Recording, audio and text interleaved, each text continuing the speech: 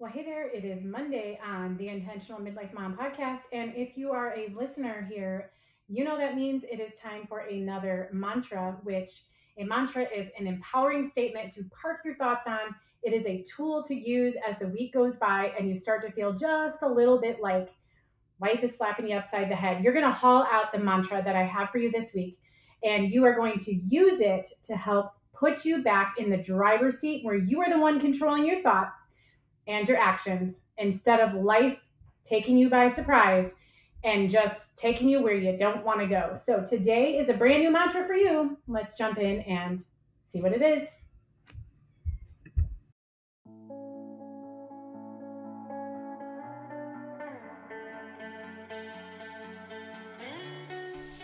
Well, hey there, I am Jennifer Roskamp, a certified life coach and homeschool mom of 9 who is passionate about helping women just like you embrace the here and now while also being focused on creating the life you actually want. As a midlife mom in her 40s, about to be a mom in my 50s, I've realized that it's so easy to lose yourself in caring for your family, your home, and all the things. Until one day you realize you're not even sure who you are anymore or what you even want in life. So on this podcast, we're going to work on managing yourself well so that you can manage all of the other things and people well too. So let's dive into what it means to manage your home, your time, your family, and yourself well. This is the Intentional Midlife Mom podcast.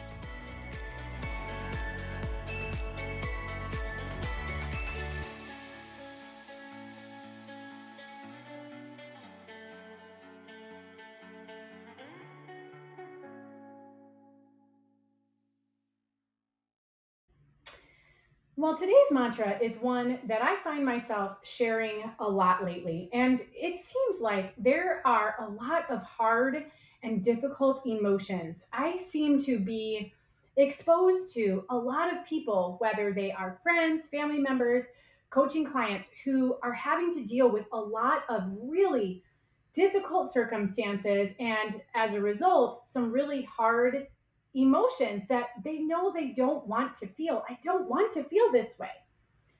And then we can have a conversation and I can say to them, well, what is it that you'd like to feel?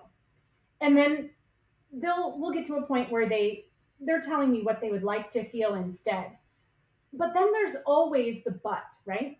This is what I would like to feel, but this needs to happen first. This person needs to do something or stop doing something.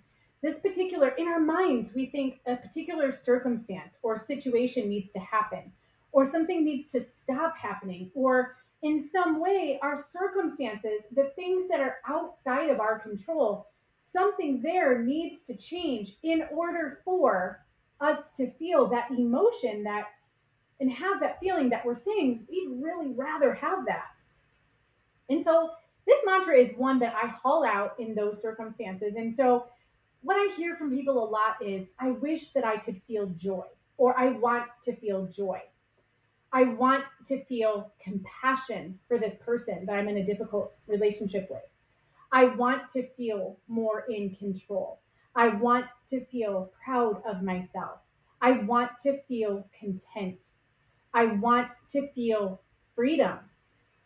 I hear words like this all the time. These are the things I want to feel. And this mantra is one that I often follow that up with. When we get to the point where they're actually able to articulate what it is they would like to feel instead. And so the mantra I have for you today is what I often follow that up with. Whatever the feelings are that they're describing they want to have, I love to tell them this mantra. What if you allowed yourself to feel that right now? What if you allowed yourself to feel that right now? That is a real big aha moment for people, because what we don't realize is that we actually get to choose our feelings. And the way that we choose our feelings is based on the thoughts that we have that underlie them. And so if what you want to feel is joy, then choose to feel joy. Might it be easier if a certain circumstance happened? It could be possible. Could it be easier to feel your joy if this particular situation was no longer here? Absolutely. That can be absolutely true. But the mantra still remains true as well. What if you just allowed yourself to feel that now? What if you just chose to feel that way now? How do we do that? It's not by ignoring the other things. It's by choosing to feel, it's by choosing your thoughts that are going to bring about those feelings instead. That circumstance doesn't have to alleviate in order to feel that way. You can choose to feel that way right now. A lot of times we put all of our eggs in another basket. We put all of our eggs in someone else's basket. I will feel better when this person does this, or I will stop feeling this way when this person does this or stops doing this. Well, then we're putting our happiness, our joy, our contentment, we're putting all of those things in someone else's basket. Someone else is controlling how we feel. Well, that's silly. If we look at it that way and say, well, I don't want that circumstance or the lack of that circumstance to be the deciding factor on how I feel. And here's what we need to realize too. When we when we feel a certain way, that affects how we act. That affects how we respond and show up in every situation and in every relationship. And if you're continuing to wait for something that you have no control over, or someone that you have no control over, if you're giving all of the power and authority to that person or that situation, you've got no control. And it's hard to feel anything but hopeless, because what is the likelihood that that person is going to do this, that, or the other thing, or stop doing whatever it is, or that that circumstance is just going to magically get better? A lot of times these things aren't likely and we know it. And so then we get in this endless cycle of hopelessness because we know that that's likely not going to happen, but we make our happiness and our joy contingent upon that person taking a certain action, or that person stopping taking an action, or that circumstance easing up. And if it doesn't ease up, well, I'm not going to feel that joy. I'm not going to feel that contentment. I'm not going to feel that happiness. I'm not going to feel that freedom. And we become discouraged, and then we become hopeless. Why not choose to feel that way right now? Why not choose to have the thoughts that are going to bring about that feeling? You know what? That doesn't matter. I'm going to be happy anyway. I'm going to feel joy anyway.